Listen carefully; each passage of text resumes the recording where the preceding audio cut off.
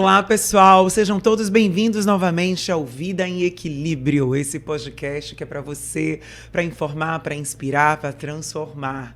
E eu, Andréa Cunha, tenho o maior prazer de estar aqui com você toda semana, trazendo notícias, informações e profissionais com conteúdo interessante para nos ajudar a ter qualidade de vida. E falando em qualidade de vida, gente, falando em saúde, hoje eu tenho um tema super importante. Falar sobre saúde capilar. Pois é, saúde capilar vai além da estética. Ela trabalha muito com o nosso emocional, com o nosso corpo. E, de fato, quando realmente a gente tem problemas de queda de cabelo, aí está uma questão. O nosso corpo está falando algo e, com certeza, tem algo importante para a gente ver, para a gente cuidar. E eu estou aqui agora com uma profissional para falar sobre saúde capilar, gente, a Laura Andrade, que está aqui comigo, que é dermato, que é PhD em tricose, também tem uma clínica especializada em atendimento de saúde capilar, estética e muito mais. Laura, bem-vinda aqui ao Vida em Equilíbrio. Eu que agradeço a oportunidade de estar aqui falando um pouco. Laura, por favor, se apresente, você que realmente faz um trabalho incrível, já está há muito tempo na medicina e é focada hoje, né, além da dermatologia, é focada em saúde capilar. Se apresente um pouco mais para a gente. Eu sou médica dermatologista, fui formada aqui pela Universidade Federal da Bahia, mas para alcançar essas áreas mais específicas, né, a gente tem que sair. De fato, a Bahia ela é muito pujante, mas em áreas muito pontuais, a gente às vezes tem que buscar especializações fora. Então, eu terminei meu serviço de dermatologia aqui na Universidade Federal da Bahia e fui para São Paulo para fazer a parte de tricoses, que seria essa parte na Universidade Federal de São Paulo. Então, lá na Unifesp é que eu fiz toda essa minha formação do dermatologista especialista em cabelo, que é uma área da dermatologia um pouco mais abrangente do ponto de vista de doenças autoimunes. Então, a gente trabalha com doença, né? O objetivo principal é entender por que aquele cabelo não está saudável, por que aquele cabelo está caindo. E não é apenas uma coisa de achismo, não. A gente faz toda uma investigação clínico-laboratorial. A gente é armado de inúmeras tecnologias para nos auxiliar nesse processo. E aí a gente consegue um êxito muito grande, sabe? Eu acompanho muitos pacientes que vêm sofrendo anos e anos e anos. E, às vezes, uma avaliação simples que a gente faz. Claro, minuciosa, mas rápida, a gente consegue dar o diagnóstico e acabar, vamos dizer assim, com aquele problema que vem acompanhando o paciente, às vezes desde a infância, da adolescência, às vezes da idade adulta. Então, eu acho que a dermatologia, com esse foco em cabelo, é uma coisa relativamente nova, mas que já tem se consolidado na cidade. Hoje eu sou preceptora do ambulatório de cabelos e unhas, que fica no Hospital Santa Isabel. E lá a gente tem toda essa parte de ensino, né, dos novos dermatologistas. Então, hoje o dermatologista não precisa sair da sua cidade de formação para buscar esse tipo de informação. Na época eu tive que ir para o Canadá, a gente fez um fellowship, que a gente chama de... É como se fosse um internato em cabelos na Universidade de Toronto. Então foi algo assim fantástico para mim, ter tido toda essa vivência nessa área e hoje poder colaborar com os meus colegas dermatologistas que estão em formação.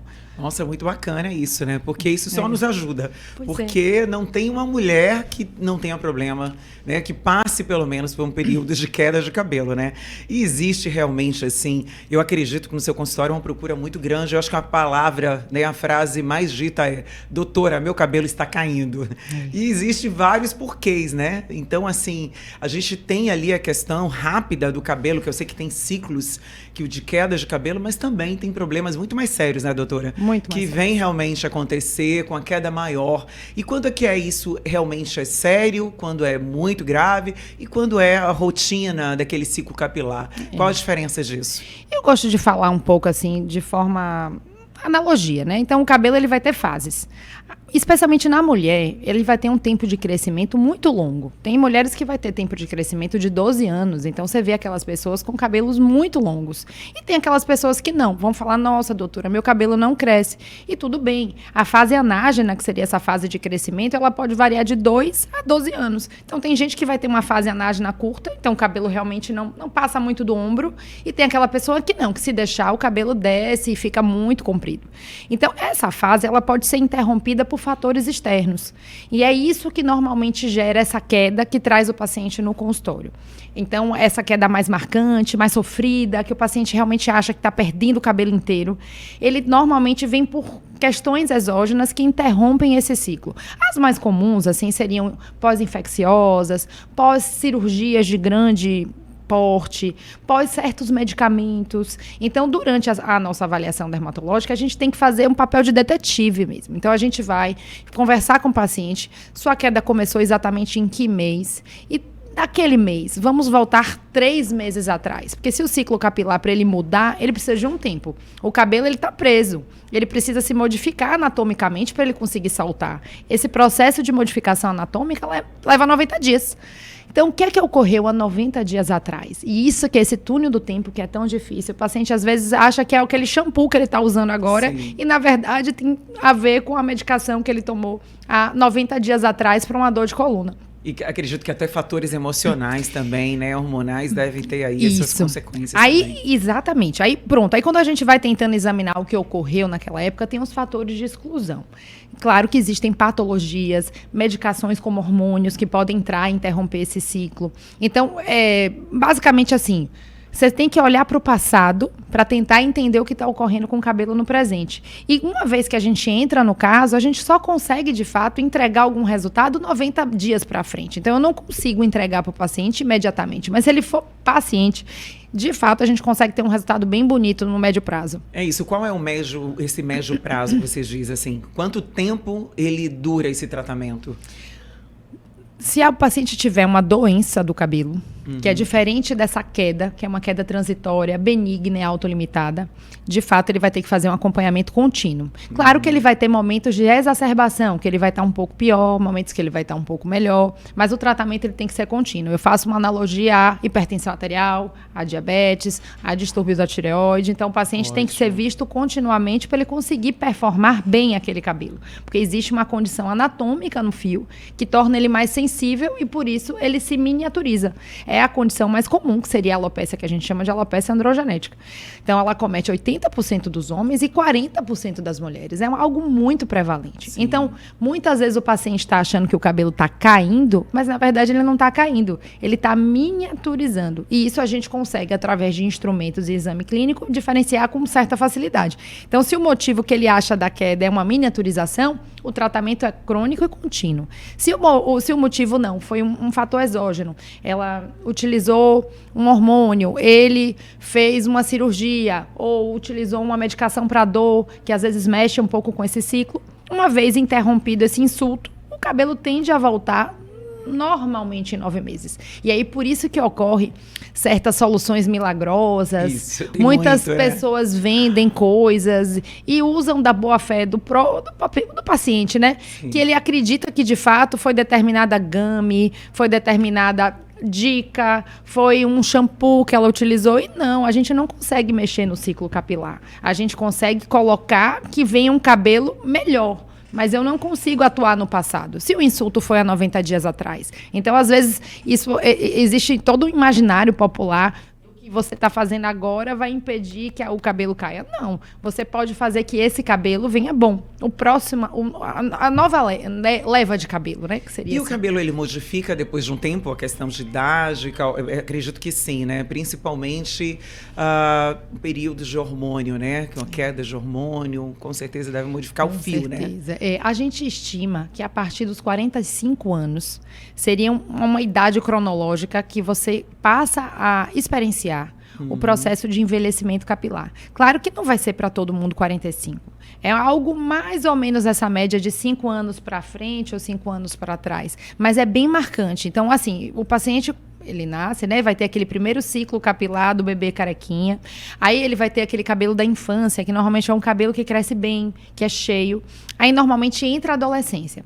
Aí você vai entender como é que esse cabelo performa com os hormônios. Porque no processo da adolescência, a gente vai entender se esse cabelo melhorou, se esse cabelo piorou com os ciclos hormonais da mulher, ou com a presença do hormônio masculino no homem, né? Como é que ele se comporta frente a esse cabelo. Então, tende a ter uma adolescência um cabelo cheio, um cabelo assim, muito cheio muitas vezes. Também, né? E que dá trabalho, um cabelo difícil de domar. Quando ele chega na idade adulta, por volta dos 25 anos, meio que se estabelece o cabelo da idade adulta. Então, hoje eu atendo muitas meninas muito jovens que vêm e trazem inúmeras fotos. Olha como era o meu cabelo. E ela, na verdade, está trazendo um cabelo dela de 15, 16 anos, que não necessariamente vai corresponder ao cabelo dela da idade adulta. O cabelo, ele vai modificando, tanto em espessura como tempo de crescimento. Quando esse período de 25 e 45 seria esse cabelo da idade adulta. É um cabelo que vai ter uma relação muito com o seu estilo de vida, com o que você come, o que você faz. E quando chega ao período da senescência, e que eu digo que para o cabelo é muito breve, né? Já está chegando aos 45 anos, é muito próximo. Ele passa a ter realmente uma supressão de um hormônio que é muito bom para o cabelo, no caso das mulheres, que é o estrógeno, e isso alinha muito com esse período de menopausa. Então, é muito comum as mulheres na menopausa sofrerem muito com o cabelo. Então, hoje, a grande parte das minhas pacientes são mulheres menopausadas, porque a maioria das vezes ela tem um cabelo cheio na idade adulta. Quando experiencia a menopausa e os tratamentos da menopausa, ela passa por um desaparecimento. O cabelo desaparece. Não necessariamente é uma queda violenta, nada assim, mas o cabelo ele vai minguando, vai ficando sem volume, sem brilho, o crescimento muda, ele fica mais frágil, ele parte. Então, e isso dá desespero em qualquer mulher, né? Porque já é um momento muito crucial de autoestima, né? Então, assim, muitas modificações no corpo, mal-estar e tantas coisas.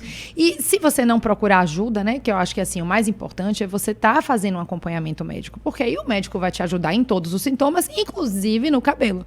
Então, eu acho que esse atendimento integral, multidisciplinar é muito importante, né? O dermatologista olhando as questões de pele, cabelo, colágeno, o endócrino olhando as questões hormonais, assim como o ginecologista, porque aí essa mulher vai ter uma menopausa muito mais tranquila. Com certeza. E esse apoio é importante, porque ela vai estar nutrindo, né? Tanto nutrindo por dentro, nutrindo o seu emocional, nutrindo o cabelo também. Nesses casos, então, e tem como a gente socorrer, vamos chamar assim, né?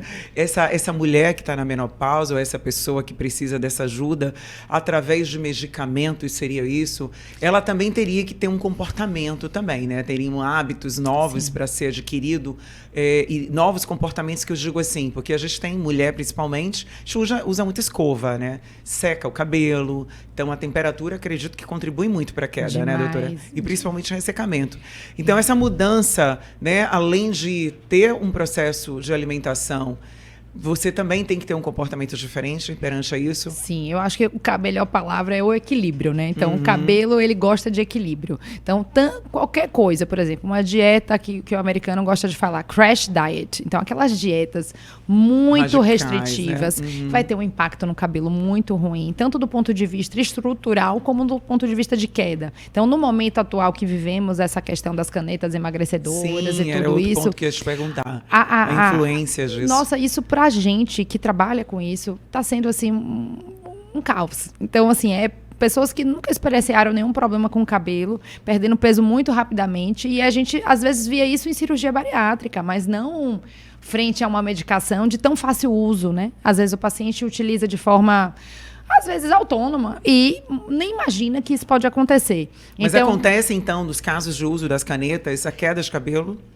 Pense assim, não é exatamente a medicação que leva à queda de cabelo, mas sim o emagrecimento. Então, é uma causa conhecida de perda capilar aguda, emagrecimento rápido. Tanto emagrecer rapidamente, como engordar rapidamente. Então, as duas moedas podem dar queda, mas hoje, no momento atual, é muito mais comum essa questão da queda, né? Entendo. Então, o paciente, ele perde 20, 15 quilos num período de 4 semanas, o cabelo, ele é um anexo. Ele sente, com certeza. O corpo pensa, ele é um bom gestor. Ele pensa assim, nossa, eu tenho uma célula com uma taxa metabólica muito alta como o cabelo.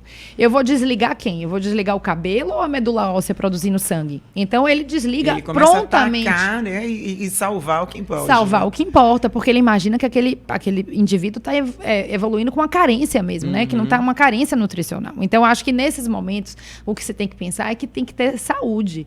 Claro que a gente entende que a obesidade é um problema de saúde pública, que tem todas as questões envolvidas, mas, assim, não pode emagrecer sem saúde, né? O paciente, ele tem que estar acompanhado nutricionalmente, tem que fazer uma dieta rica em todos os aspectos, de nutrientes, de proteína. Eu falo muitas vezes assim, a paciente, especialmente a mulher mais velha, ela tem uma dificuldade de lidar com proteína, não quer comer proteína, é pouco palatável. Sim. É comum você ter uma hipocloridria, é como se você não conseguisse digerir tão bem o que você digeria antes. antes. Então, ela O metabolismo, passa... ele tá mais lento, de fato, né? E então é uma mais coisa difícil. mais difícil de comer mesmo. Então, quando você vai ver, você come bem, você come...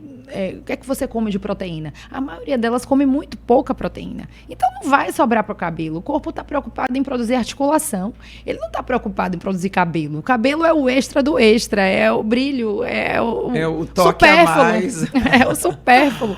Então, se a gente não está focando muito nessa alimentação, de ter um aporte proteico adequado, o cabelo nunca vai estar na prioridade do corpo. E é a mesma coisa dos outros nutrientes, né? Então, eu acho que é muito importante esse equilíbrio de fazer atividade física também. Inúmeros estudos científicos mostram que se você fazer 30 minutos de atividade física por dia, seu cabelo melhora. E não é à toa, é porque reduz o cortisol, que é um hormônio relacionado ao estresse. Você fica menos inflamado, porque você reduz o percentual de gordura corporal.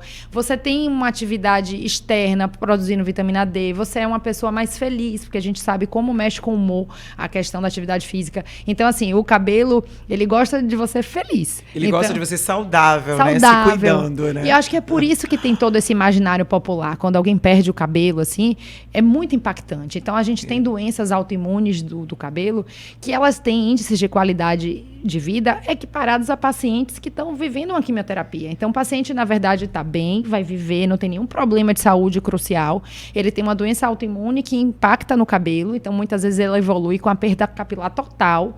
E, para ele, essa perda capilar total é tão impactante como um paciente que está fazendo uma quimioterapia. Então, porque existe esse julgamento do outro, de olhar para você e você não ter sobrancelha, você não ter cílio, você não ter cabelo, algo muito errado. Você percebe muito rápido, né? O cabelo é algo que, na parte estética, você realmente percebe o tipo do cabelo, se tá com queda. Eu acho que é um grande impacto. Eu acho que dente e cabelo, né? Isso. A pessoa consegue marcar muito a presença com exatamente. essa questão. Então, quando não tá bem, aí a vaidade da pessoa e sentimento de que não tá bem. Né? Porque muitas vezes vai alguém te julgar por isso. É por isso que você não tá fazendo, ou você não faz isso direito, ou você... E às vezes a pessoa tá tentando fazer o melhor.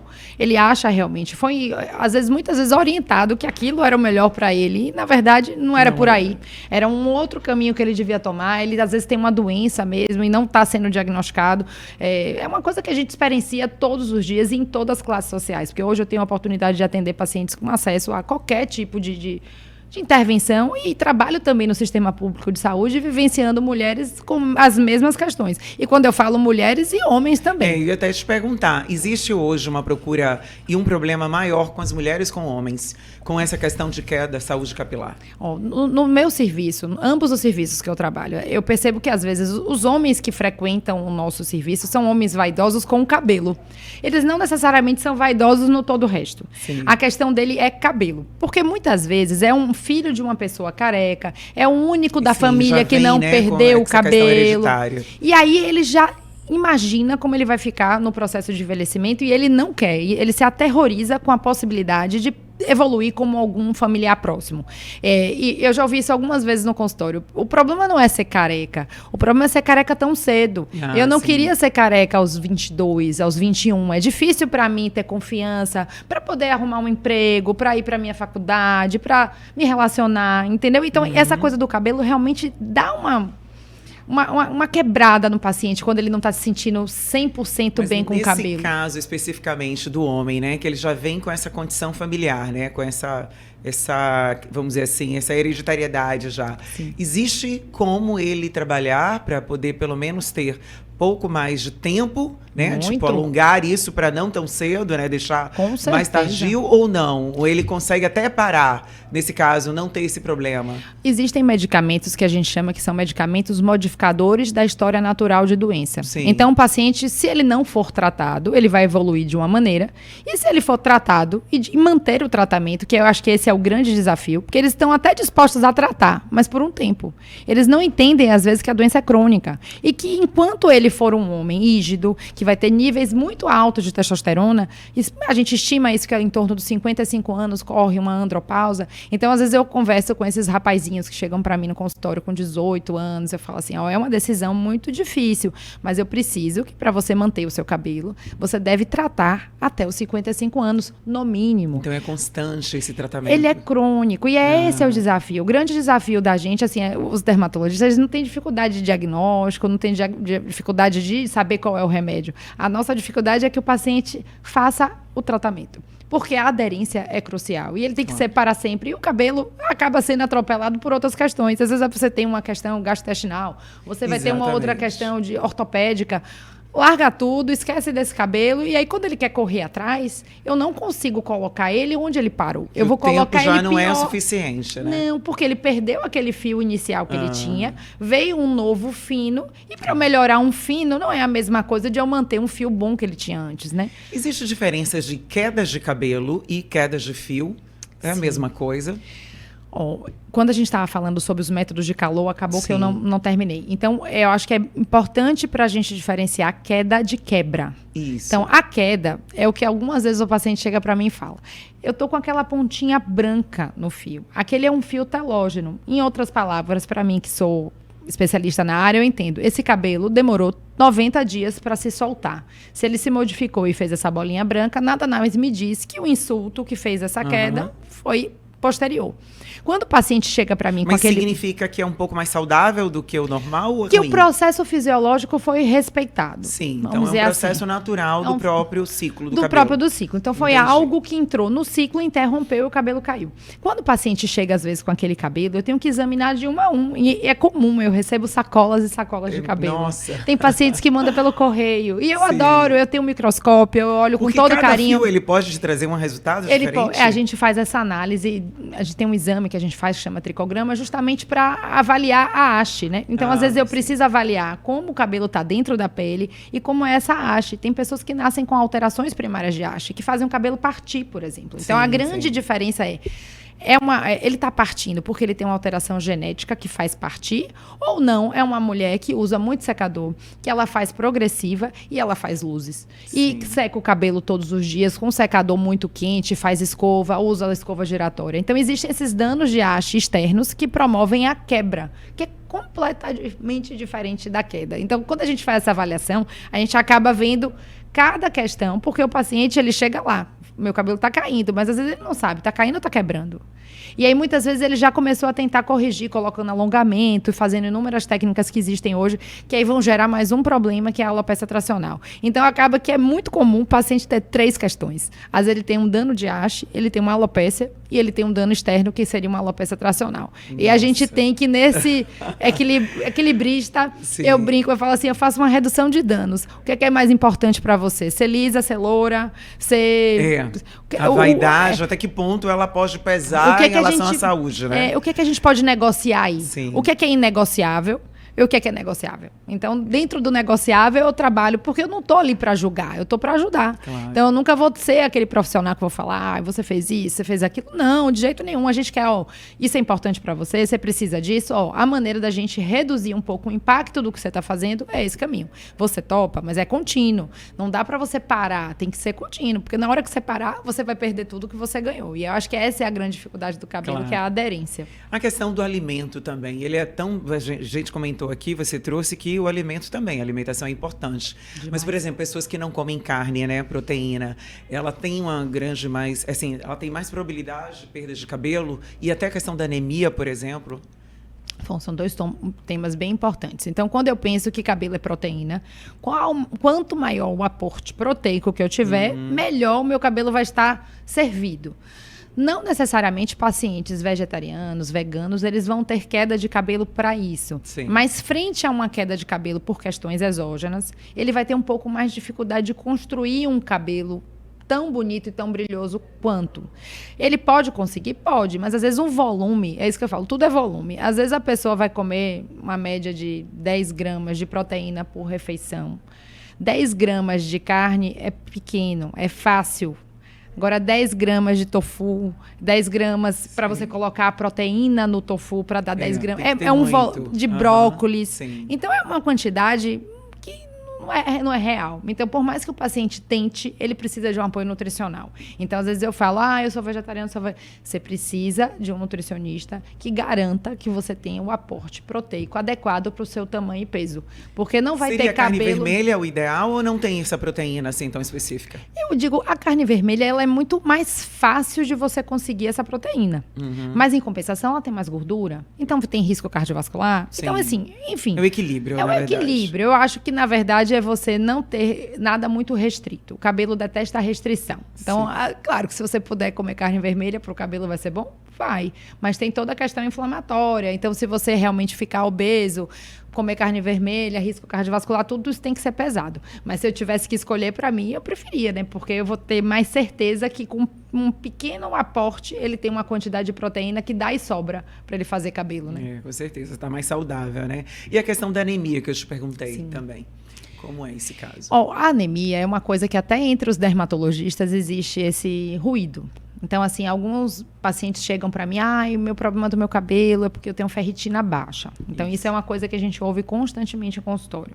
E hoje tem respostas científicas, então isso não é a minha opinião pessoal, não. São meta-análises mesmo, faz análise de inúmeros estudos científicos para achar esse número de ferritina que teria uma relação ou não com queda de cabelo. E a conclusão é que você tem que estar com uma ferritina dentro dos valores de referência. Não necessariamente é 40, 70, 90, como volta em meia, você vê uma veiculação de mídia, ou até de colegas mesmo que falam. Não, você tem que estar dentro do valor de referência, com hemoglobina normal e hematócrito normal. E você saber que você tem acesso a comer, né, ferro. Que às vezes que eu falo, a carne vermelha tem muito mais ferro. Mas você pode fazer uma suplementação tem os externa. legumes também, que são bons em suplementação. Exatamente. Então, assim, a anemia vai dar queda? Vai. Mas tem que ser uma anemia verdadeira, é uma hemoglobina baixa, é um paciente que realmente tem uma perda. E às vezes o que eu falo com o paciente, eu faço uma investigação bem grande. Aí ele fala, minha ferritina tá baixa. Eu falei, não é questão que ela tá baixa, mas eu não quero que ela caia, porque para seu cabelo não emendar uma queda na outra. Porque às vezes você vai se recuperar desse processo, que foi pós-cirúrgico, pós-parto, pós-suspensão de anticoncepcional, mas você tá planejando em fazer uma dieta, e nessa dieta você decide que não vai comer carne vermelha. E aí você já tem um ferro meio limítrofe. Sim. E aí como é que eu vou garantir que você vai ter ferro suficiente para fazer sangue e para fazer cabelo? Então, assim, a gente tem que estar sempre equilibrando, mas eu não gosto de colocar grandes culpados, sabe? Eu gosto de fazer essa análise bem direitinho, ver se ele tem alguma carência. Quem são os que têm carência? Normalmente bariátrico. É isso, que a cirurgia bariátrica cai muito, né? Ou pacientes que têm doenças inflamatórias intestinais, que têm doenças desabsortivas. Então, a questão do intestino também é super importante por essa questão do cabelo. Cada dia mais. Porque o intestino, quanto mais ele estiver infeccionado por alimentação, não estiver bem, claro, ele vai gerar acidez, vai ter vários problemas e vai também atrapalhar essa questão do cabelo e vai ter queda. Essa interface pele e intestino é muito real. Muito mais do que a gente imagina. Mas eu acho que também existe muito ruído nessas informações. Então, assim, o intestino ele tem que ser saudável. Não necessariamente, vamos dizer assim, o paciente tem que fazer 1000 fórmulas, mexer muito na vida dele e tal. Não. Ele tem que ser saudável, ele respeitar o ritmo intestinal dele, ele ter acesso à fibra, ele comer de tudo. Não necessariamente uma restrição, como a gente hoje às vezes... restrição de leite, restrição de outros derivados. Não é isso, não é sobre isso. Se você não tem uma doença que lhe peça para fazer essa restrição, não é isso que seu cabelo vai melhorar, você entende? Mas a gente faz essa investigação. Então, a gente investiga se o paciente, por exemplo, é celíaco, a gente investiga se o paciente tem alguma intolerância à lactose, alguma coisa que gerasse uma desabsorção e que, porventura, impactasse no cabelo. Mas, claro que tendo o problema, a gente direciona para o gastroenterologista, que é a melhor pessoa para poder cuidar disso, né? E a questão das pessoas que usam hoje hormônio, né? Hoje tem muitos implantes. As mulheres estão muito em busca disso também. Já os homens já trabalham a questão testosterona. E hoje também a gente vê uma grande quantidade de mulheres buscando. Isso também atrapalha muito. Eu sei que tem uma queda, né, muito, muito grande e significativa, assim, em relação à mulher. E qualquer idade, né, também, né, acaba afetando, né? Na verdade, existem certas circunstâncias que o cabelo, ele reage de forma padronizada, independente da pessoa. Então, assim, alguns medicamentos, e aí eu coloco os hormônios, especialmente os hormônios masculinos, ou aqueles hormônios mais andrógenos, como a gente fala. O cabelo, ele, frente a esses hormônios, ele tende a interromper o ciclo. A gente fala que é um indutor de catágeno, em outras palavras, ele que estava crescendo bonitinho, ele encontra com esses hormônios e ele prefere interromper o crescimento dele. É uma reação normal do cabelo frente ao hormônio. Então, às vezes, alguns pacientes falam, mas eu usei uma dose baixa.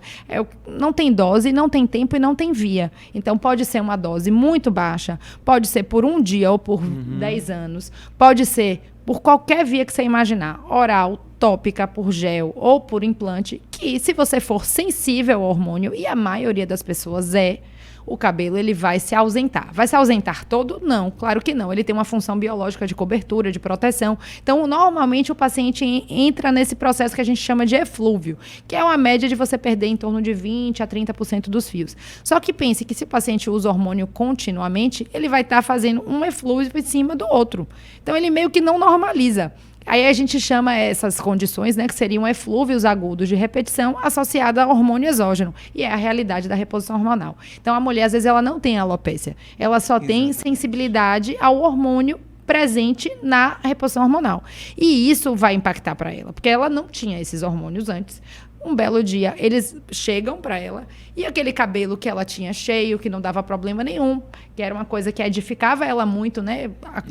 Arrumava, ela se sentia muito bem. Ela vai percebendo que o cabelo vai sumindo, porque nem todo mundo, às vezes, vê a queda.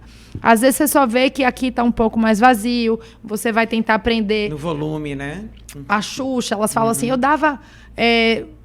não conseguia dar 1 ou 2 voltas, agora eu dou 7 voltas no elástico para prender meu cabelo, de tanto de volume que eu perdi. Olha o tamanho da minha trança. Então, assim, é um desaparecimento. O cabelo Mas some. existe uma forma de salvar esse cabelo?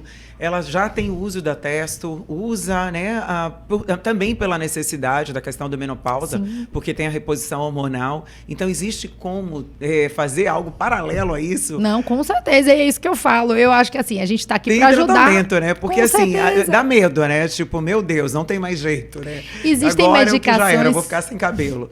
Existem medicações que elas são bem seletivas. Então, às vezes, por exemplo, existe uma classe que a gente chama inibidores de 5-alfa-redutase. Na mulher, particularmente, você vai ter esses receptores de 5-alfa-redutase em áreas muito específicas. Ela tem no couro cabeludo, ela tem na pele e ela tem no fígado. Então, às vezes, ela está fazendo a suplementação dela exógena e a gente utiliza por quê? Porque eu vou bloquear no cabelo e na pele. Eu não estou bloqueando os outros benefícios que ela teria.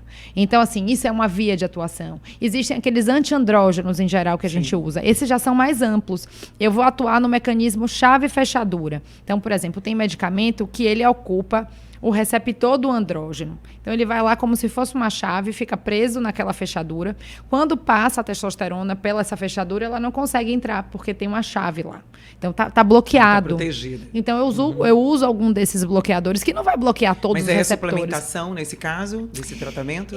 O ideal é que isso seja feito concomitante ao tratamento, né? Então, se a pessoa está fazendo alguma suplementação, normalmente a gente faz em paralelo. Claro que isso acordado com o médico que prescreveu a reposição. Que muitas vezes eles entendem que a pessoa quer os benefícios da reposição, mas não quer perder o cabelo. Claro. E tem pessoas que, de fato, vão perder. Não é todo mundo. A gente coloca aí uma taxa de 40% dessas mulheres. Os homens, eles são mais abalados, vamos dizer assim. Então, aquele homem que não tinha uma questão maior de cabelo, mas que resolveu fazer reposição em torno dos 50, dos 60, ele vai sofrer bastante. O cabelo dele vai perder muito rapidamente. E às vezes eles não estão nem pensando, passaram a vida toda sem ser carecas, e aí quando fazem uma reposição, opa, cadê meu cabelo? E é muito rápido. E isso assusta muito eles, né? Eles ficam pensando até, nossa, será que tem algo mais? Não, é apenas isso mesmo. É o comportamento biológico do cabelo frente a determinadas substâncias, né? E que bom que hoje tem esses suplementos que ajudam também, né? E tem a questão da tecnologia, né, doutora? A tecnologia vem aí para nos ajudar, graças a Deus. E dentro dessa nova, né, hoje todos os aparelhos que estão chegando, existe como você tanto perceber a questão de doença, né, qual o diagnóstico daquele cabelo, mas também tem como ajudar a inserir alguma coisa, algum tipo de tratamento que também ajude a crescer ou parar de cair? Sim, inclusive, eu sou uma grande entusiasta dessa parte, né? Tanto de inteligência artificial como tecnologia na área da dermatologia. Eu acho que a gente tem que crescer junto, né? E com responsabilidade, claro, né? Fazendo tudo sempre o melhor para o paciente. Mas o diagnóstico evoluiu muito, né? Então, eu penso que eu entrei na faculdade de medicina em 2004. Em 2004 foi a primeira publicação do que eu uso hoje todo dia no meu consultório. Então, é algo muito recente. Então, 2004 para cá não é nada do ponto de vista do que vai surgir ainda. Sim, muita então, coisa hoje vinda, a gente usa um equipamento de última geração que chama PhotoFinder. Então, ele consegue diagnosticar tudo para mim. Eu não tenho, é claro, né? A minha expertise, minha experiência, o meu olho com aquele instrumento é muito magnificado. Eu falo assim, eu não tenho como não ver se eu tenho uma máquina como essa. Então, tem coisas que são inegociáveis para mim. Fazer um exame clínico, às vezes, sem uma arma como essa, é até injusto para a pessoa. Poxa, eu podia estar oferecendo tão mais, né? Se eu tenho uma arma diagnóstica como essa. Tem armas antigas que eu falo. Então, um microscópio óptico, às vezes, dá muitas informações com a gente, com um exame antigo, que chama tricograma. Então, isso a gente já consegue dar um diagnóstico para o paciente. E durante o tratamento, eu uso muito a parte tecnológica para poder trazer conforto, para trazer uma aderência. Eu acho que o paciente, quando ele está comprometido com o cabelo dele, ele precisa desse reforço, sabe? De ir no consultório, ser avaliado, ser examinado e tratar o cabelo dele de forma bem assertiva, né? Eu acho que dá um resultado estético tão bacana que ele consegue, muitas vezes, continuar. Porque o grande problema é que se ele vai lá na consulta, eu prescrevo o tratamento e ele volta com 6 meses, tanta coisa ocorre em 6 meses. Às vezes, quando ele está fazendo o tratamento dele continuado e acompanhado com a gente renova a fé, né? Então, todo mês ele vai lá, ele reforça a vontade dele de se cuidar e aí o cabelo dele vai crescendo e depois fica muito mais fácil ele tomar esse remédio, por exemplo, até os 55 anos. Sim. Do que uma coisa que eu prescrevo, aí ele volta daqui a 5 anos, às vezes. E isso todo dia acontece. E o tratamento, então, ele vai assim, precisa ser todo mês que as pessoas precisam voltar ou em 3 meses tem épocas assim específicas? Depende da que patologia. Você dá durante, né, um período de tratamento que ele faz em casa e depois ele volta com o tempo? Eu sempre falo, o principal tratamento é o tratamento de casa. Mas muitas vezes o paciente, por diversos motivos, não deseja fazer. Seja por efeitos adversos, seja por medo. É uma coisa muito vasta, assim, os motivos pelo qual o paciente às vezes não quer fazer o tratamento mais fácil. Aí, uma vez ele não querendo, a gente tem essa oportunidade de ajudá-lo, né? Se você não quer esse tratamento, a gente tem outras opções muito tranquilas e tecnológicas para poder te ajudar, e você vai conseguir restaurar o seu cabelo de forma lenta, paulatina e saudável.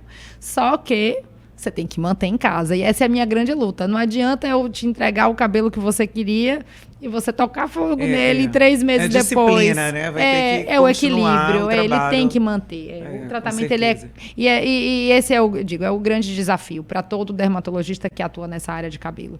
É trazer o paciente para o problema. Às vezes ele não tem tantas coisas que ocorrem, ele não consegue, às vezes, priorizar o cabelo frente a outras coisas, né? Pensando nas quedas de cabelo mais comuns que seriam associadas a essas alopécias. Agora, quando vem doença autoimune, são doenças muito complexas, que as intervenções elas não são tão bem-vindas. Então, acho que essa grande diferença do dermatologista é encarar as doenças do cabelo. Às vezes parece uma queda de cabelo banal e a gente, com um olhar, com uma magnificação, a gente consegue ver que existe uma doença autoimune nesse paciente, a gente faz a biópsia, a gente confirma isso e aí o tratamento é completamente diferente. E não pode fazer intervenção. Eu acho que o mais incrível é isso, porque se você tentar tratar tudo igual, não vai dar certo.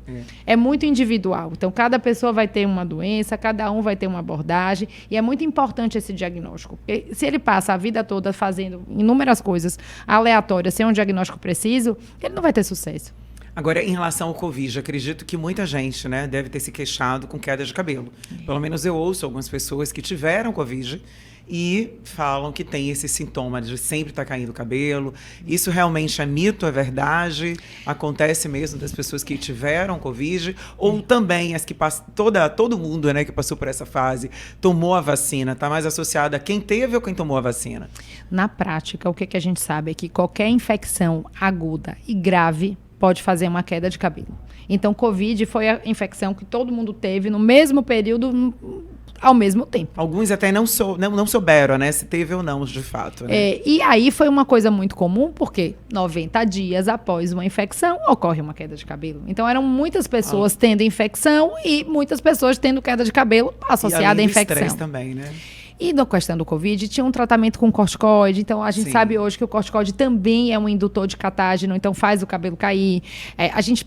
Alguns estudos mostraram que o Covid ele tinha uma particularidade, uma afinidade pelo cabelo. Então, de fato, a queda dele era até um pouco mais precoce. Os pesquisadores viram que a queda dele não respeitava tanto os 90 dias, era em torno de 57 dias você já podia ter uma queda. Mas a gente vê isso com dengue, com chikungunya, com agora H3N2, aí teve influenza, eu brinco, ano eu tô vendo queda de cabelo de alguma dessas coisas críticas, né? Então, o paciente tem algum surto de alguma coisa como essa, o paciente fatalmente vai ter uma queda de cabelo e vai ser muito grave naqueles que têm alopécia. Aquele paciente que não tem alopécia, ele vai ter uma queda e o cabelo dele vai voltar.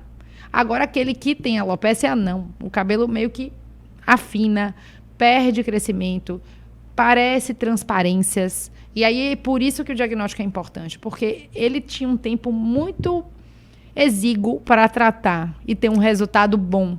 Quando ele vem já numa fase muito devastado, a gente vai conseguir algum resultado? Vai, mas não é a mesma coisa do que se tivesse sido tratado num período crítico. Começo, né? Existe uma idade assim ideal ou independente da idade para começar esse tratamento? Já que você fala dessa questão desse prazo, né, do fio que ele ainda tá bom, que o fio não tá tão envelhecido. Depende da doença, né? Cada caso é um caso. A gente atende muita criança, porque as doenças autoimunes do cabelo acometem muita criança. Então, hoje a gente tem muito, tanto no nosso ambulatório, que seria o ambulatório de ensino, como no consultório privado, a gente atende criança e, assim, são resultados muito lindos, assim, criança responde bem, mas não deixa de ser uma doença crônica que começou na infância. Então, esse é o grande desafio, né? Você tem um problema de cabelo desde a infância, você encarar um colegial sem cabelo, isso hoje, assim, é uma das coisas que mais mexe com o meu coração, assim, é essa bandeira dos pacientes que têm doença autoimune, que precisam ter acesso às medicações. Hoje tem medicação com toda a legislação aprovada e eles têm muita dificuldade de acesso, porque são medicações de alto custo. Sim. Então, acaba que isso, assim, é uma coisa muito séria que tem que ser olhada. Outras seriam, alguns medicamentos têm que ter idade para começar. Então, para outro tipo de alopécias, a sugestão é que só trate os homens a partir de 18 anos, porque algumas medicações podem interferir no processo de masculinização. Sim. Então, para aquele homem ter barba, para ele ter gogó, para ele ter caracteres sexuais. Pode contribuir, né? Tem mais. Pode diminuir. Então, você tem que esperar ele ter. Então, às vezes, o paciente... No caso das mulheres, é o contrário. Ela pode ter, né? Masculinizar, se ela utilizar hormônio. Mas, no caso do tratamento, ele não impede. Mas, no homem muito jovem, você tem que evitar, porque ele tem que alcançar certos caracteres sexuais para ter um aspecto masculino, né? Então, a gente tem que esperar. Isso no homem. Na mulher, nem tanto. Na mulher, eu posso ir um pouco mais precoce. Ela normalmente atinge esses caracteres cedo. Então, eu não tenho muita preocupação de tratá-la desde cedo. Então, acho que uma queda da mulher tem que ser avaliada logo. No homem, 18, 17 anos, vale a pena realmente já pensar em alguma coisa, especialmente se tiver uma doença na família, né? Você já fez assim, o pai careca, avô careca, tio careca. Já é necessário olhar, né? Se começou a cair ali por volta de 17, 18 anos, ele pode modificar a história de doença dele. Às vezes ele não vai ser careca se ele começar a realmente tratar cedinho. E o início dos tratamentos, né? As suplementações que as mulheres podem estar tomando. Ele também pode ocorrer além de crescer o cabelo, ter pelos também, no rosto principalmente. Em 2015. Acontece, né? Eu vejo, sei lá, relatos, alguns relatos. Em 2015, um grande pesquisador australiano utilizou essa medicação, né? Que a gente conhece, né?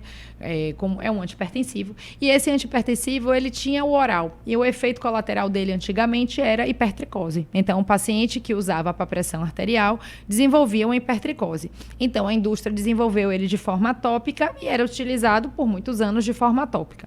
Só que a forma tópica é de muita baixa aderência. Ninguém consegue utilizar por muitos anos. Então, o paciente que tem falha, que agora esse pesquisador conseguiu usar o que eles chamam de low dose. Então, você usar a dose bem baixinha, você consegue estimular o crescimento do cabelo, não mexe na pressão arterial e gera uma cobertura. Só que, de fato, se o paciente for um pouco mais peludo, cabeludo, ele vai crescer todos os pelos que ele já tinha. Então, assim, não saem pelos que o paciente não existia. Eram pelos que ele já tinha, mas eram mais fininhos, mais clarinhos. Então, ocorre um escurecimento e um crescimento mais rápido desses pelos. Só que isso, com o dermatologista, a gente consegue manejar tranquilamente. Então, assim, a gente entende qual é a dose do paciente, qual é a dose que não traz nenhum efeito que incomode e vai mantendo isso, né? Então, é uma medicação que veio realmente um divisor de águas na dermatologia para entrega de resultado, não de impedir a evolução. Você entende? O minoxidil ele não impede a evolução do problema, mas ele traz conforto. Eu acho que assim, o paciente que estava às vezes sem querer tomar um banho de mar, isso é frequente, é só quem vive que sabe. A pessoa não vai para a praia, não toma banho de mar, a pessoa não fica embaixo de uma croica, porque não quer que veja a transparência. Entrar num elevador de um prédio comercial é um drama, porque a luz bate em cima. Então, assim, foto, o paciente não quer mais tirar foto. Então, isso o minoxidil entrega muito bem. E isso eu acho que é muito importante ser avaliado caso a caso se há indicação. Né? Em relação a outro mito e verdade, é dormir com o cabelo molhado. Isso realmente é ruim para o cabelo? Olha, o cabelo, ele assim como também, né, a questão do suor, né? Porque molhado, tanto que acabou de lavar, quanto o cabelo suado, que acabou de treinar e tá molhado. É interessante que em abril do ano passado eu fui para o Mundial de Cabelo que ocorreu nos Estados Unidos, em Dallas. E a grande questão de lá era, por favor, lave o cabelo a cada 15 dias. A cada 15 dias? Por favor, vocês têm que incentivar o paciente a lavar o cabelo de 15 em 15 dias, porque é uma questão sociocomportamental, essa questão da lavagem. Então, tem países que ninguém lava o cabelo. A criança nasce, não lava, não tira aquela crosta. Então, tem toda uma questão cultural envolvida. Então, assim, não existe um certo e errado, tanto em ritmo de lavagem. Então, assim, o que é mais comum? Paciente que tem um cabelo mais fino e mais liso, ele tem muita oleosidade nesse couro cabeludo. Paciente que tem um couro cabeludo mais... o termo técnico seria ulotríqueo, seria esse fio muito enroladinho, mais crespo. Então, quanto mais cacheado, ele tem menos fios por centímetro quadrado, por incrível que pareça. Ele é menos denso, esse cabelo, e tem menos glândula sebácea. Então, é um couro cabeludo mais ressecado. Então, se eu fosse pensar nessa maneira, um couro cabeludo mais ressecado não precisa de tanta lavagem como um couro cabeludo mais oleoso. Então, você tem que pensar, é mulher, é homem, faz atividade física ou não, para poder orientar essa questão da lavagem. Sobre a parte de dormir, pense assim, é um volume. Uma pessoa com cabelo muito fininho, que seca às vezes no vento, não tem grande preocupação de lavar cabelo de noite, vai secar e tudo bem. Mas aquela mulher que tem um cabelo realmente muito volumoso, que se ela dormir molhado, no outro dia de manhã ela acorda com aquele fio molhado, não deixa de ser um ambiente úmido. Nesse ambiente úmido, a gente sabe que ocorre proliferação. Só que a proliferação são de, vamos dizer, bactérias, fungos, que fazem parte da própria microbiota da pele. Então, não é nada externo que está lá contaminando aquele cabelo úmido. É o Pterospora ovale, vamos dizer assim, que é um fungo comensal que vive na gente desde o 5º dia de vida, que ele ganha um pouco mais de espaço porque o ambiente está bom para ele. Está úmido, está quentinho, ele gosta. Mas não necessariamente é um absurdo, entendeu? Assim, é tudo questão de bom senso, né? Então, se puder realmente não acordar com o cabelo muito úmido no outro dia, não dorme de cabelo molhado. Agora, o cabelo é fininho, muda muito. E as estações, elas impactam muito a questão do cabelo? Nosso país, por ser um país tropical, eu não vejo esses relatos como a gente vê em alguns climas temperados.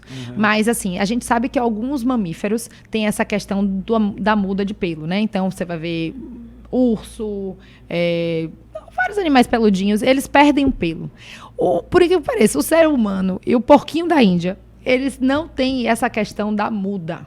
Então, não seria comum uma relação de tempo com a queda. Então, um clima mais frio, você segura mais o cabelo para aquecer.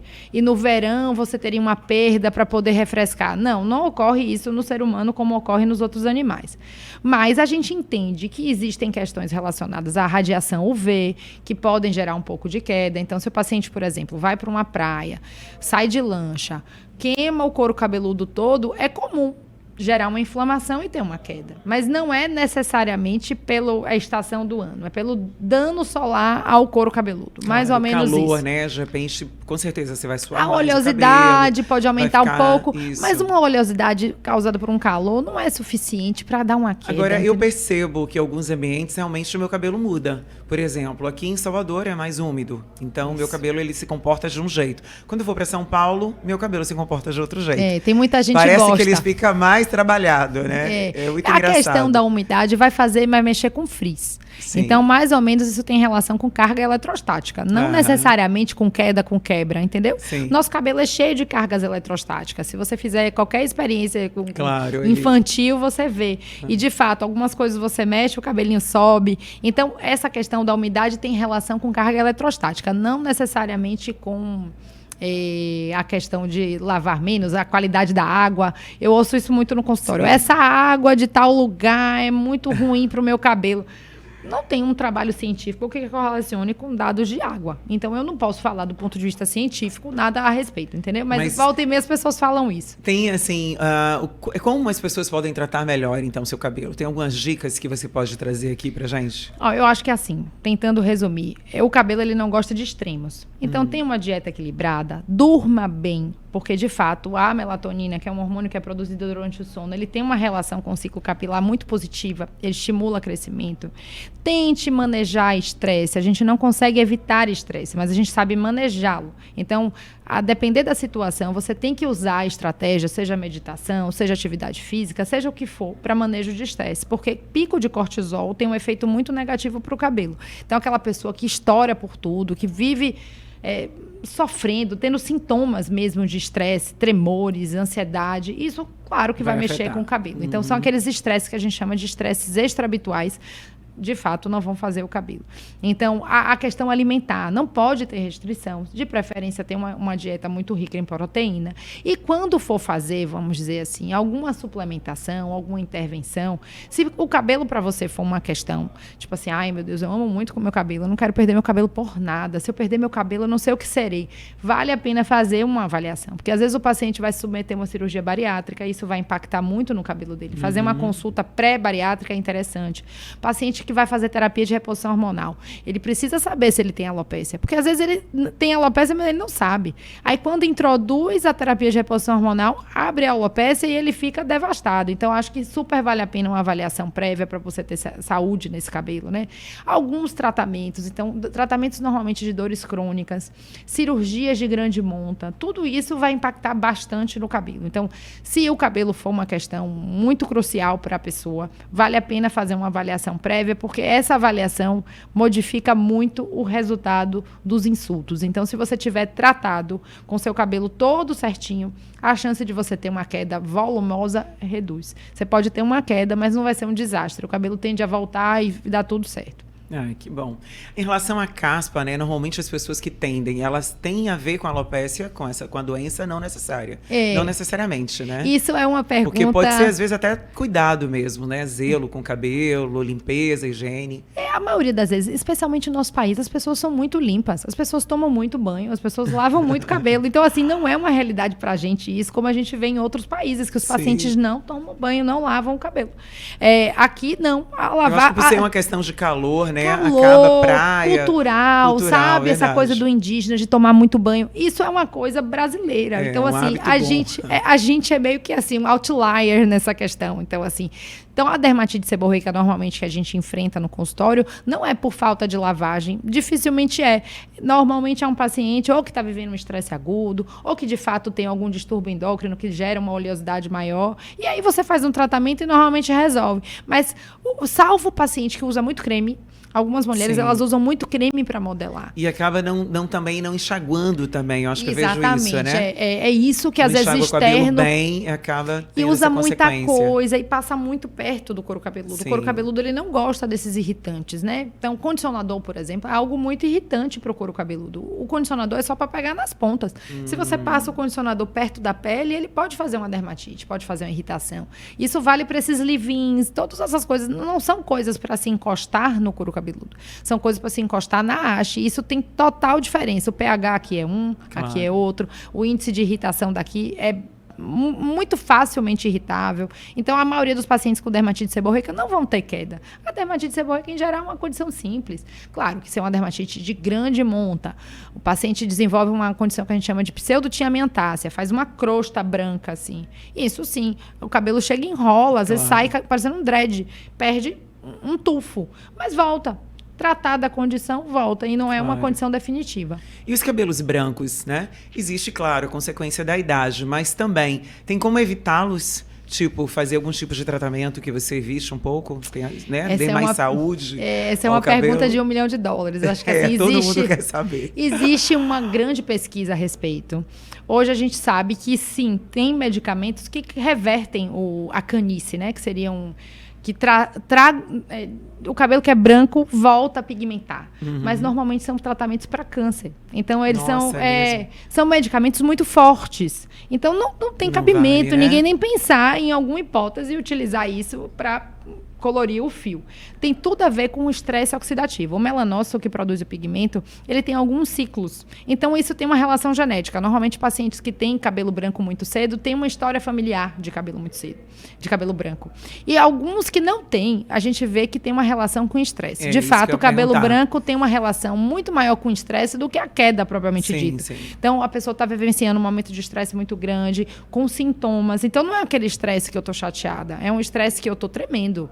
É um estresse que eu tenho taquicardia, é um estresse que eu não consigo dormir, que eu não consigo comer, ou que eu entro em compulsão para comer. Esse que vai gerar um cabelo branco, porque vai gerar um estresse oxidativo tão grande para esse melanócito que ele estafa, ele deixa de produzir o pigmento. Nossa. Mas ele está lá ainda. Então, quando vem esses inibidores de tirosinase, que são utilizados para alguns tipos de câncer, aquele melanócito dá o restinho de pigmento que ele tinha, sabe? Às vezes ele tinha assim uma gotinha, aí ele solta essa melanina e faz mais uma pigmentação. Mas o comum é que uma vez que o cabelo se encontre a canice, né, que ele vire branco, é muito difícil a reversão. O que às vezes a gente consegue com alguns medicamentos é escurecer o fio. Então, aquele cabelo que estava meio fininho, muito clarinho, especialmente os caucasianos que têm um cabelo mais claro, quando você introduz alguns tipos de remédio, ele vai ficando mais pujante, mais grosso, então ele escurece. Mas ele não muda da questão de branco para escuro, ele só fica mais grosso e aparentemente mais pigmentado. Claro. E tem alguma dica assim natural que as pessoas possam usar? Todo mundo quer algo natural, né? Ou seja, suplementação, sei lá, alguma nutrição, qualquer coisa que as pessoas possam fazer caseira, né? Na verdade, caseira não. Absolutamente nada. É mito, então, essas questões milagrosas caseiras? Sempre. Tudo de cabelo é mito. Essas coisas todas que indicam é tudo até perigoso. Mas eu gosto de olhar. Os mitos que você ouve, que as pessoas levam? O paciente, enfim, usar boné da queda. Ah, sim, verdade. Algumas coisas assim. Eu usei boné, meu cabelo caiu. Ou então...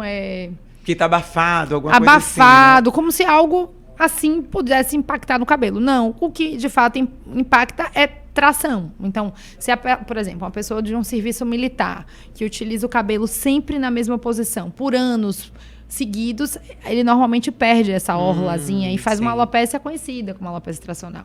Mas não tem nada externo assim que vai ter um impacto maior. Tem que ser coisas que pendurem no cabelo, em outras palavras. Então tem que ser alguma coisa que está aqui puxando, tracionando, pesando o fio, que pode realmente impactar e fazer ele não nascer.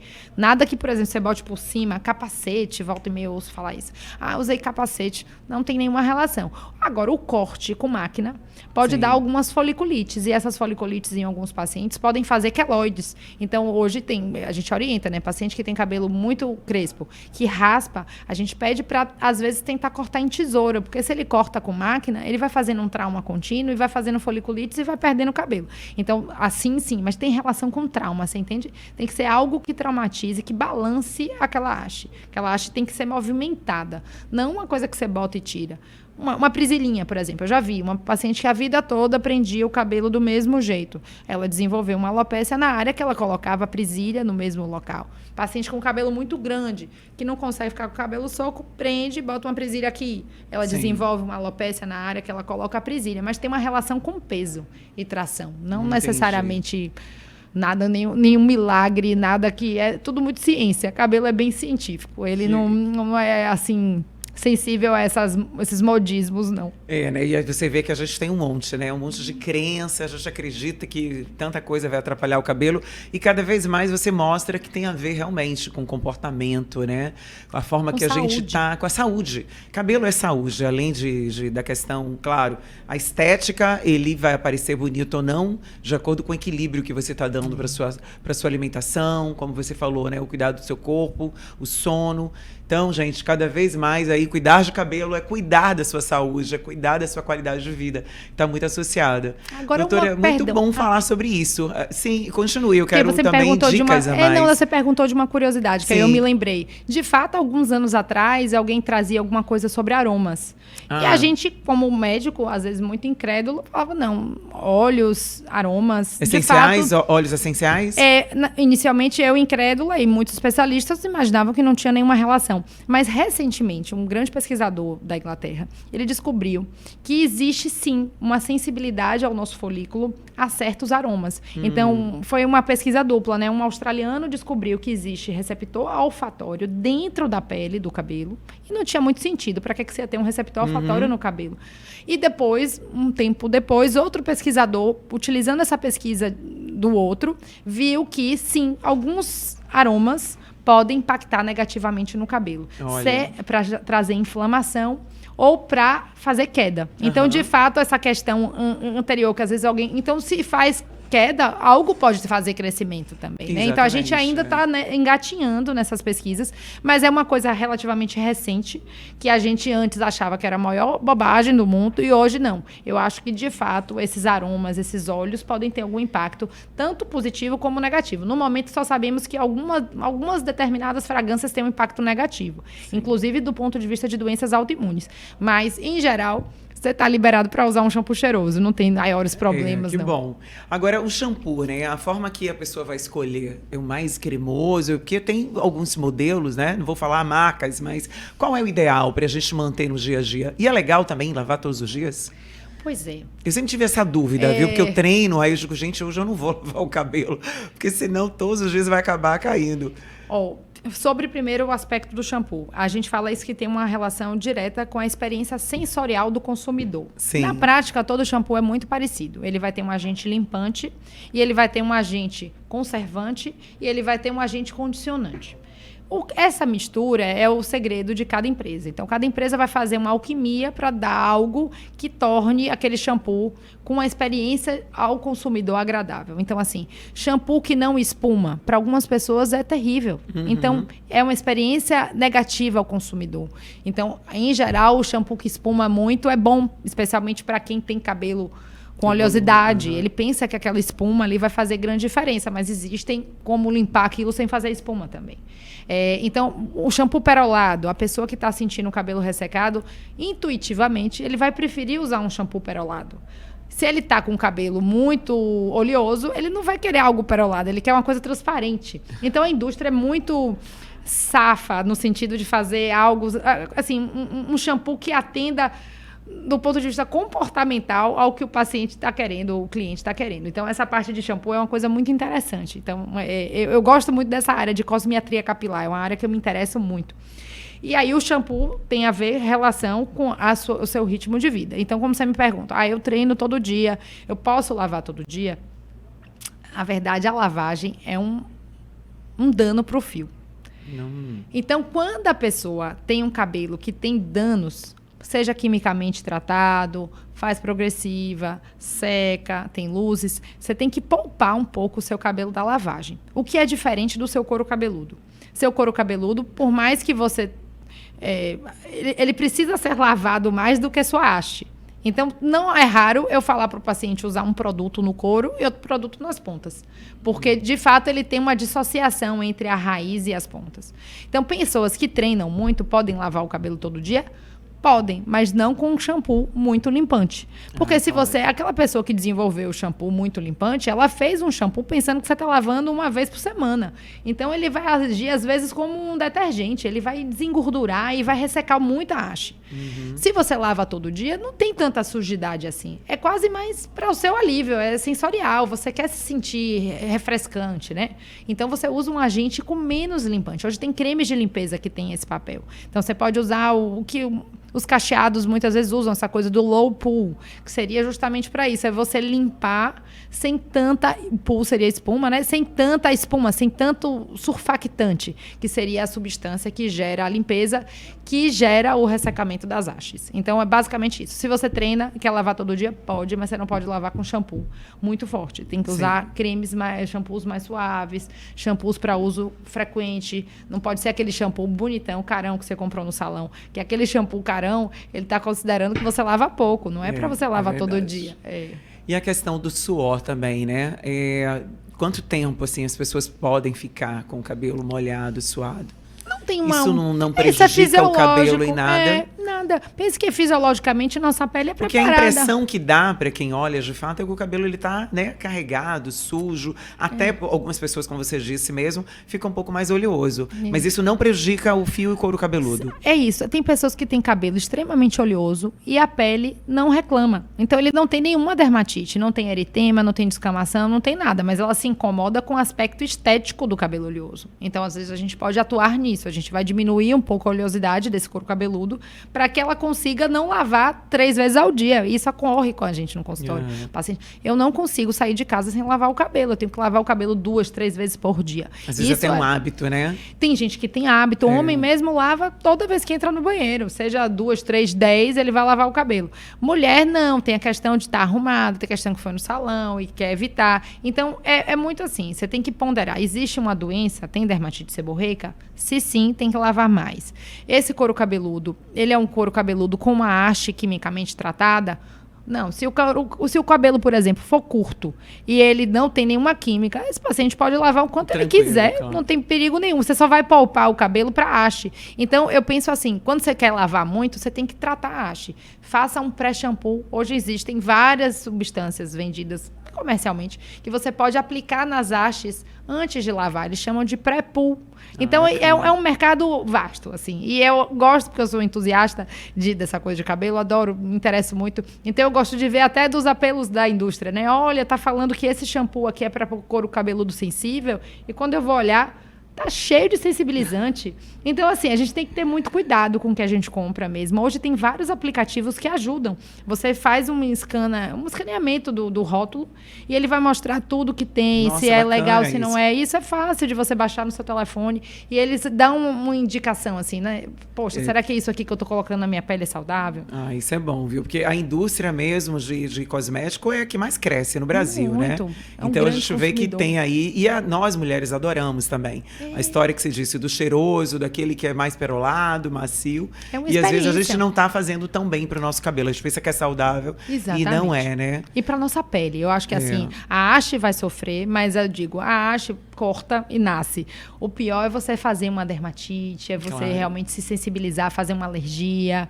É a mesma coisa com as tintas de cabelo. É tanta confusão. Tinta de cabelo pode realmente vir, depois de muito tempo de uso, pode acontecer. Isso é um processo de criar uma alergia, né? Um processo alérgico. A gente chama isso de dermatite contato secundária. Normalmente você precisa ter várias exposições para você desenvolver uma dermatite. E o composto que faz essa dermatite, a gente chama de etiletileno diodamina. É algo que é bem conhecido por nós. Mas essa dermatite, ela vai aparecer só no couro cabeludo ou ela vai pro corpo, na verdade? Já aparece na pele, né? A tendência é que ela surja em maior intensidade na área onde foi aplicada, mas não é raro que apareçam lesões fora. Então, mas não é normalmente a primeira vez. Normalmente o paciente se expôs mais de uma vez em um belo dia. Poxa, eu usei sempre essa tinta e agora está acontecendo. Mas claro que a indústria já tem produtos que não tem etileno diodamina. Então, você consegue hoje comprar uma tinta de cabelo que não tem esse composto. Só que aí o paciente, inocentemente, pensa o quê? Esse vai fazer bem para o meu cabelo. Não, ele só é para quem tem alergia. Então, é claro, né? O paciente, ele vai, isso aqui é mais saudável. Não, se você tiver dermatite, ele não tem esse composto. Mas você não tendo dermatite, você pode usar a regular. Mas quem já adquiriu essa alergia, ela aí, de vai fato, poder tem que usar? evitar. Não. Aí vai ter que fazer um tratamento, tem uma que outra primeiro busca. sair da crise, tentar usar produtos que não tem, mas tem muita reação cruzada. Então, o grande desafio é quando a pessoa desenvolve essa dermatite mesmo. Pra gente, porque a pessoa quer colorir o fio e, de fato, às vezes fica com poucas opções ou sem opção, né? Mas é possível de tratar. Assim, é uma coisa interessante. Ô, Laura, eu quero te agradecer, porque assim, é tanta informação que eu fiquei mundo... assim, realmente muito bacana. Você vê como o mundo do cabelo, né? Ele é profundo, é incrível e tem tudo a ver com a nossa qualidade de vida, como tem, né? Tudo que você trouxe aí realmente tem a ver com comportamento, né? Que tem, dentro desse comportamento tem a nutrição, tem exercício, tem o sono, tanta coisa que a gente não imaginava, né? Vai acabar realmente atingindo o nosso couro cabeludo. Isso é realmente bacana. Obrigada, né? Eu que agradeço por falar do meu assunto favorito. Que bom. E você que está em casa, espero que tenha gostado, porque realmente é um assunto muito rico. Vale a pena a gente estar de novo aí no futuro, tá conversando novamente, dando mais dicas. E, Laura, deixa seu contato também para as pessoas te acharem, quiserem fazer uma consulta. Também, né? Ver a sua página, porque com certeza tem muita informação. Tem. A gente tem uma rede social relativamente bem ativa. E o meu objetivo de manter essa rede social é justamente para desmistificar, né? Então, assim, é um posicionamento muito pouco comercial, é uma coisa muito mais educacional. Sim. Então, a intenção é falar sobre os artigos novos que saíram, quais são os mitos e verdades. Então, assim, tentar educar mesmo, porque às vezes o paciente não tem um problema, mas ele vive com alguém que tem, ou tem um carinho por uma pessoa que está vivendo. Então, hoje eu recebo muito isso, quem me indicou foi uma amiga e tudo, porque está vivendo o sofrimento do outro e acaba mostrando a nossa clínica, o nosso serviço, porque sabe que lá é um lugar que a gente vai ter toda a ciência para tratar aquele paciente de forma mais assertiva. Muito bacana. Sim, você deu o endereço da... Skincare Clínica, arroba Skincare Clínica e arroba doutora Laura Andrade. Pronto, gente. Então siga aí, doutora Laura. Vocês viram, né? Que ela é incrível. Muita informação, conteúdo maravilhoso. Eu já sigo realmente sua página. E gratidão novamente, tá? Eu que agradeço. E você que está em casa, eu quero que você curta. Compartilhe com as pessoas que você sabe que esse assunto vai ser interessante. Porque cuidar do cabelo, gente, é muito importante. Vai além da vaidade. Muito. Se trata de saúde, né? E nada melhor do que a gente ter equilíbrio na saúde, no corpo e de todas as formas. Fico por aqui, Andréa Cunha, um grande beijo e até o próximo episódio. O Oliva Gourmet combina sofisticação e praticidade em uma experiência gastronômica única. Com um buffet cuidadosamente elaborado, oferece uma seleção de saladas, grelhados, massas artesanais e pratos à la carte que encantam um paladar. Além de uma refeição saudável e saborosa, o Oliva Gourmet proporciona um ambiente confortável e aconchegante.